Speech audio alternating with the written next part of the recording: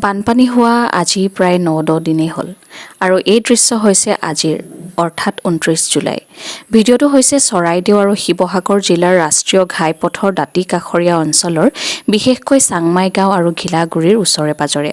পানী কমা পিছত যেতিয়া মানুহবোৰ নিজৰ ঘৰলৈ উভতি আহিছে তেতিয়া ঘৰৰ চাৰিবেৰটোৰ বাদে আজি তেওঁলোকৰ হাতত একো নাই। বানপানীৰ পিছৰ সময়ছোৱাত মানুহখিনিৰ পৰিস্থিতি বেছি বেয়া হৈছে। বহুতে বেংকৰ পৰা ঋণ লৈ ঘৰ বনাইছিল, যাৰ EMI এতিয়াও পৰিশোধ কৰিবলৈ বাকী আছে। আকৌ বহুতে ঋণ লৈ গাড়ী ক্ৰয় কৰিছিল, কিন্তু সেইবোৰৰ কিস্তি পৰিশোধ কৰি শেষ নহওঁতে বানপানীয়ে উটুৱাই লৈ গ'ল। আনহাতে যিকেইখন গাড়ী ৰখি গ'ল সেইবোৰ এতিয়া চলাব পৰা অৱস্থাত নাই। পানী কেঁচুৱা তথা গৰ্ভৱতী আৰু প্ৰসূতি মহিলাসকলৰ স্বাস্থ্যৰ পৰিস্থিতি সংকটজনক হৈ পৰিছে। বান বিধ্বস্ত অঞ্চলসমূহত পানীৰ সৈতে উটি অহা সাপ চাৰিওফালে বিয়পি পৰিছে। ঘৰৰ চৌদিশে জমা হৈ থকা গোন্ধ ভৰা ডাঠ বোকা মাটি পচনশীল বস্তুৰ দুৰ্গন্ধই গ্ৰাস কৰা পৰিৱেশত মানুহবোৰ তীব্ৰ খজুৱতি আৰু ছালৰ নানা ৰোগত ভুগিছে।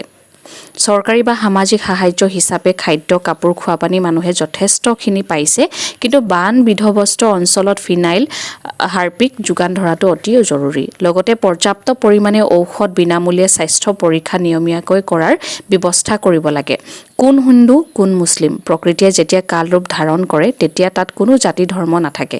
আমি কেৱল মানৱ জাতি হিচাপেহে তাৰ মুখামুখি হ'ব লাগিব। এই ক্ষেত্ৰত জুবিন দা আৰু ভূপেন হাজৰিকা ডাঙৰীয়ালৈ মানুহৰ বাবে মনত পৰে।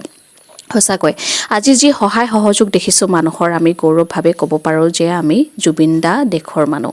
আজি এই ভুক্তভোগী মানুহবোৰ আৰ্থিকভাৱে প্ৰায় 5 পৰা 10 বছৰ পিছলৈ গুচি গ'ল। তেওঁলোকক আকৌ আগৰ অৱস্থালৈ উভতি আহিবলৈ সময় লাগিব। পিছে আৰু এটা কথা, আমি এতিয়া য'তে ত'তে প্লাষ্টিকৰ বটল, পলিথিন দেখা পাইছোঁ। মোৰ বোধেৰে সেইবোৰ যদি আমি একে ঠাইতে গোটাই থৈ দিওঁ তেন্তে পিছত সেইবোৰ ৰিচাইকেল কৰিব পৰা যাব, যিটোৱে আমাৰ পৰিৱেশো স্বচ্ছ কৰি ৰাখিব আৰু দেখিবলৈও ভাল লাগিব।